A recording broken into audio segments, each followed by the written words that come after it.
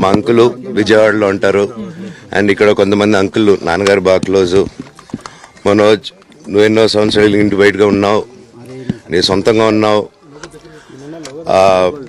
మీ నాన్నగారు అమ్మగారు ఒకరే ఉన్నారు.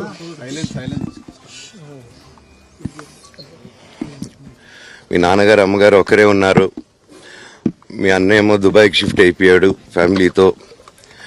మీ వైఫ్ ప్రెగ్నెంట్గా ఉంది. తనకి తల్లిదండ్రులు లేరు. తనకి ఇప్పుడు మీ అమ్మ అవసరం ఉంది, పెద్దోళ్ళు అవసరం ఉంది.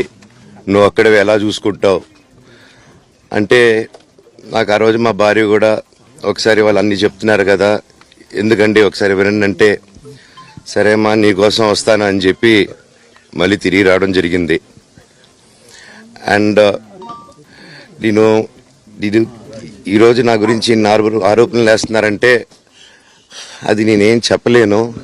ఓన్లీ మీకు ఆధారాలు మాత్రమే చూపించగలుగుతాను. ఇప్పుడు వాళ్ళు చెప్పి నేను చెప్పి ఇది కరెక్ట్ కాదండి. నేను ఎప్పటి నుంచో కూర్చొని మాట్లాడదాం అంటున్నాను. పిల్లలకి లోకల్లో అక్కడ లోకల్లో ఉండేది ఎవరో కాదండి, మా బంధువులే అండి అందరూ. ఆ చుట్టుపక్కల గ్రామాలందరూ మా నానమ్మోళ్ళ ఊరు, మా అమ్మమ్మోళ్ళ ఊరు, అందరూ మా వాళ్ళండి. వాళ్ళ పిల్లలు, మనవాళ్ళు, వాళ్ళ బంధువులు.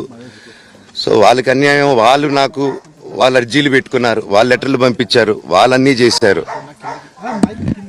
నేను వాళ్ళకి సపోర్ట్గా మద్దతుగా నిలబడి ఏమైంది నేను అడిగేసరికి వినయ్ అతనికి ఫోన్ చేశాను, మెసేజ్లు పెట్టాను.